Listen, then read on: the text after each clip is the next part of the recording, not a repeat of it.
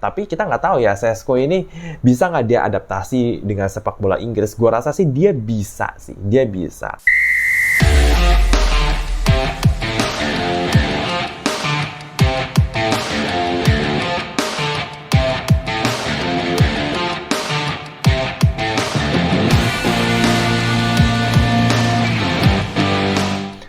Yo guys, ketemu lagi sama gua Audi Ramantio di channel Audibal, Audi diskusi bola abal-abal. Akhirnya pencarian striker Manchester United menemukan titik terang. Benjamin Šeško, striker RB Leipzig asal Slovenia, akhirnya here we go ke Manchester United ya, mengakhiri saga transfernya ya, gonjang-ganjing antara Newcastle atau MU, sempat juga diincar sama Arsenal, Chelsea, tapi ya akhirnya Šeško memilih Manchester United. Oke, kita analisis sedikit ya mengenai Šeško ini, gaya permainannya kayak apa, statistiknya, kemudian skema permainan MU, formasinya nanti gimana kalau udah ada Šeško.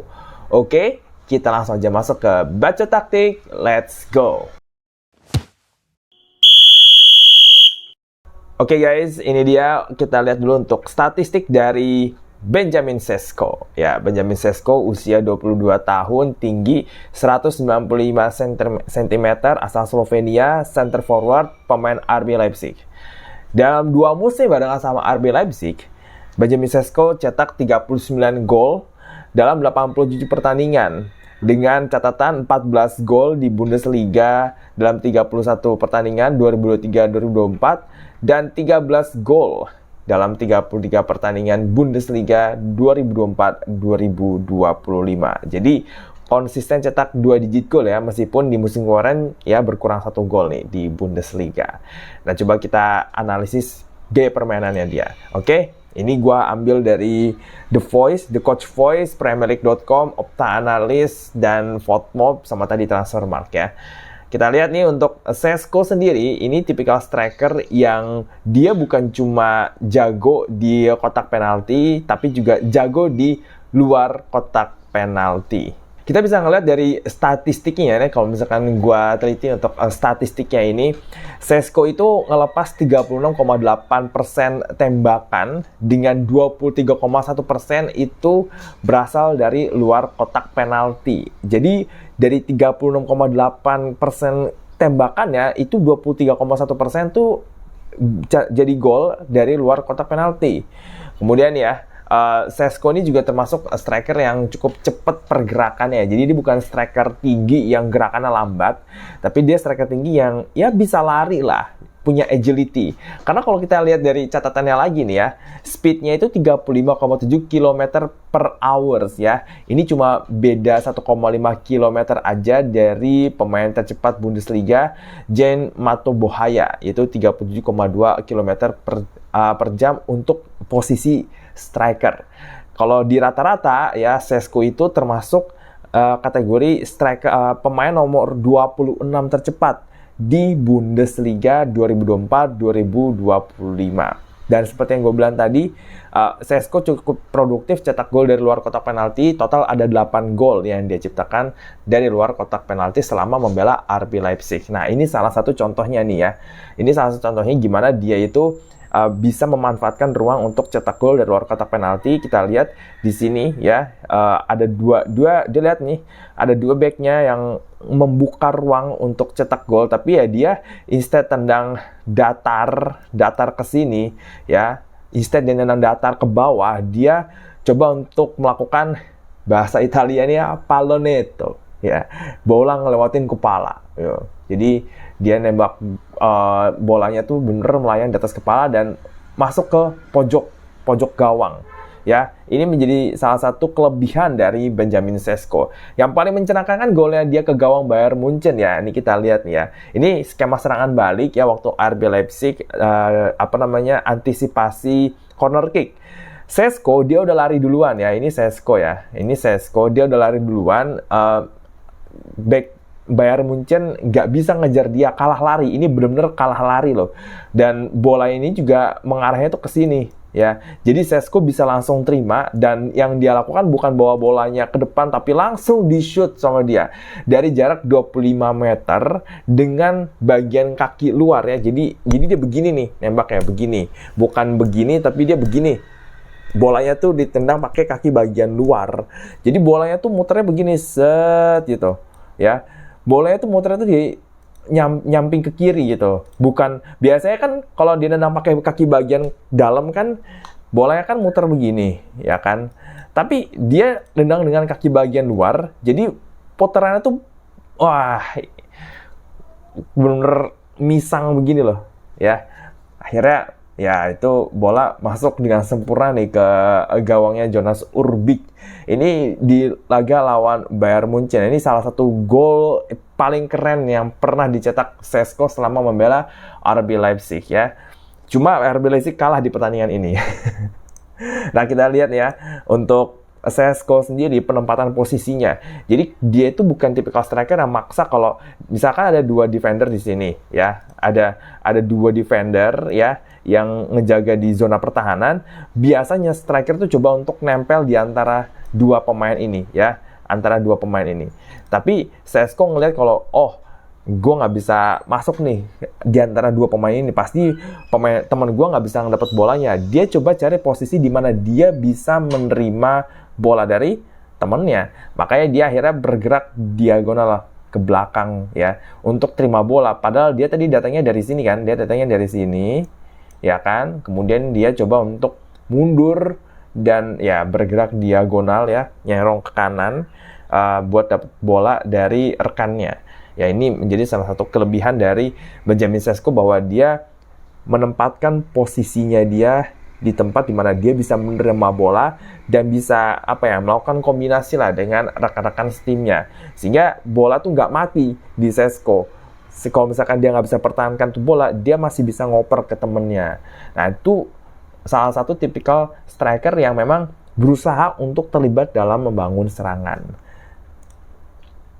Nah, Sesko itu bukan tipikal striker yang pasif dalam melakukan pressing ya. Kalau di video kemarin kita analisis Hugo Ekitike kan dia lebih agak-agak pasif ya kalau melakukan pressing. Nah, Sesko ini termasuk termasuk aktif melakukan pressing ya. Ini nggak lepas dari dia itu kan pernah main di akademinya Red Bull Salzburg ya kan. Kita tahu Red Bull Group ini punya filosofi sepak bola dengan pressing tinggi yang diterapkan sama Ralf Rangnick. Semua klub Red Bull rata-rata mainnya kayak begitu. Red Bull Salzburg, RB Leipzig kurang lebih gayanya mainnya sama. Nah, makanya kenapa Sesko terbiasa melakukan pressing dengan intensitas tinggi. Dia aktif menekan lawan sehingga ya aliran bolanya lawan tuh jadi kacau ya kan. Kalau misalkan dia nggak pressing ya mungkin ini pemain bisa ngoper ke sini dulu. Tapi kan karena ada Sesko di sini, bola akhirnya dioperkan ke temennya yang ada di sini nih. Nah, sedangkan ada 2 pemain RB Leipzig yang siap terima bola itu, bisa siap untuk rebut bola, ngasih pressing ke pemain yang terima bola itu kan. Jadi potensi pemain lawan untuk kehilangan bola tuh jauh lebih tinggi, sehingga RB Leipzig bisa dapat momentum untuk melakukan serangan balik ya. Ini jadi poin penting nih buat Manchester United, karena striker-strikernya MU itu dikenal malas ngelakuin pressing.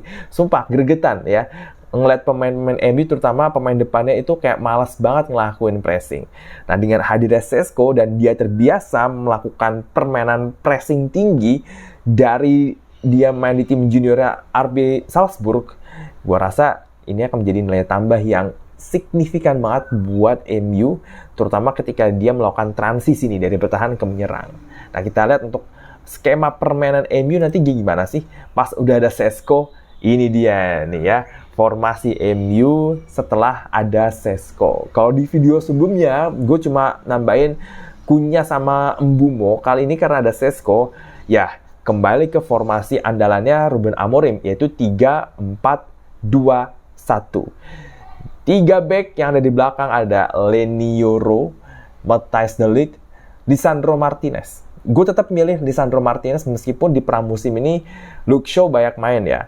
Karena menurut gue kualitas dari Lisandro Martinez ini sulit tergantikan di lini belakang. Dia agresif, dia cepat, dia bisa kasih umpan progresif ke depan, dan dia pemain kidal juga kan.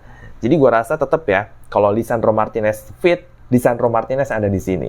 Tapi kalau dia nggak fit, baru Luke Shaw yang masuk.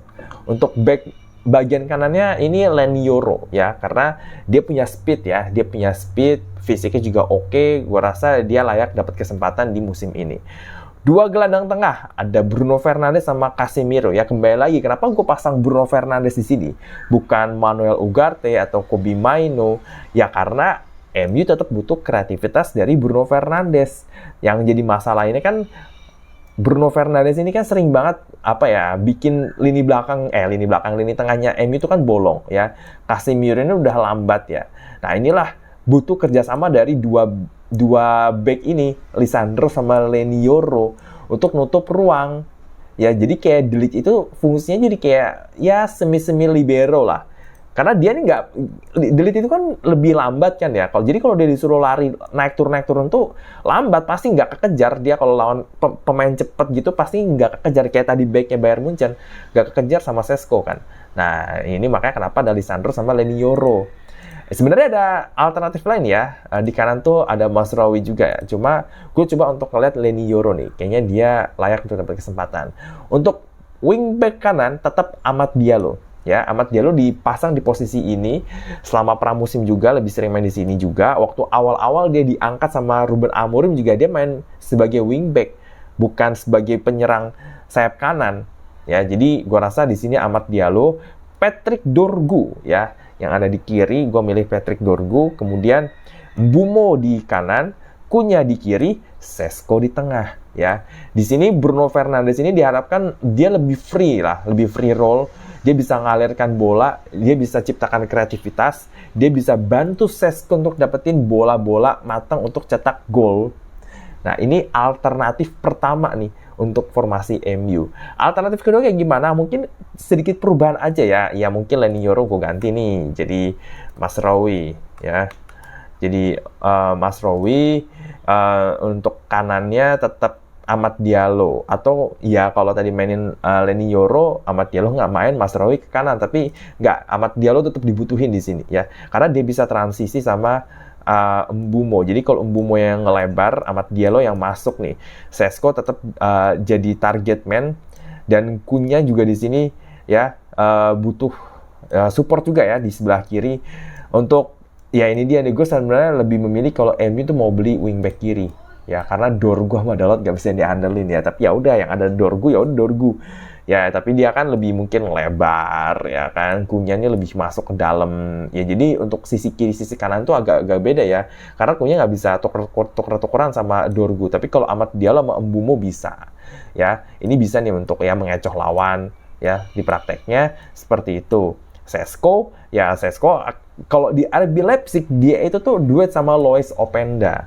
Makanya kenapa Šeško sering turun ke bawah. Tapi karena di sini dia jadi target man nomor 9, ya otomatis dia fokusnya adalah di area sini ya, area ini nih. Šeško dia nggak ngelebar, dia nggak turun-turun banget ke bawah, karena itu tugasnya Cunha sama Mbeumo ya. Jadi Šeško ini fokus untuk cari ruang untuk terima bola, cetak gol. Oke, ini skema kedua ya, atau mungkin baiknya diganti deh.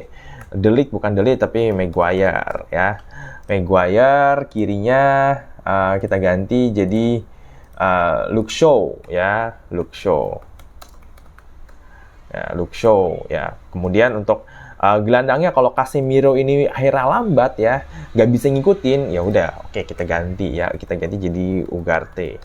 Nah, ini untuk skema kedua nih di Manchester United ya, dengan hadirnya Ugarte, Bruno Fernandes, Amad Diallo, Dorgu, Luke Shaw, Maguire, Mazraoui dengan Šeško di depan barengan sama Mbeumo dan Cunha ya.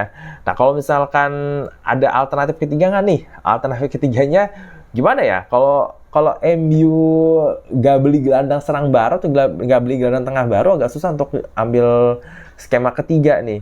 Kecuali ya diputer-puter, yang paling Ugarte ganti sama Mainoo, atau Bruno Fernandes taruh ke depan, salah satu dari Cunha sama Mbeumo diganti. Ya kita lihat ya nanti gimana untuk skema Manchester United. Tapi yang jelas dengan hadirnya Šeško, ya dia akan lebih fokus di area kotak penalti ya, area cetak gol sini. Ya dia nggak banyak turun ke bawah. Mungkin dia akan turun ke bawah untuk ya kombinasi, tapi nggak banyak yang dilakukan di situ.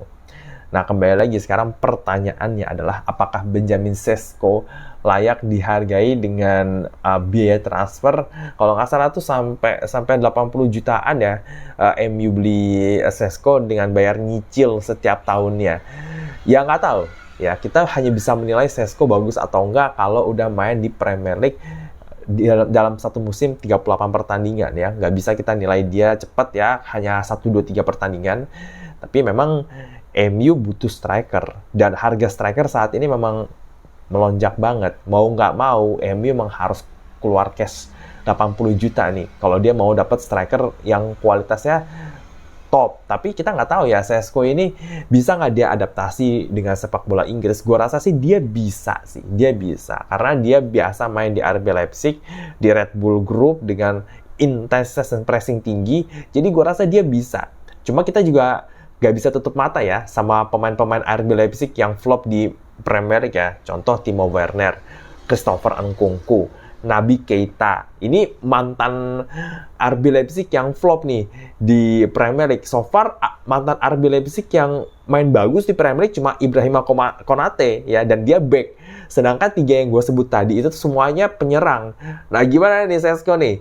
Flop atau top nih di Premier League ya? Tulis di kolom komentar di bawah. Oke, itu aja dari gua. Jangan lupa untuk subscribe, like video ini, dan share ke teman-teman lu. Untuk artikel mengenai Benjamin Šeško bisa lu baca di IDN Times, linknya ada di kolom deskripsi. Kita ketemu lagi di video selanjutnya. Gua Dara Mantio. Ciao, ciao.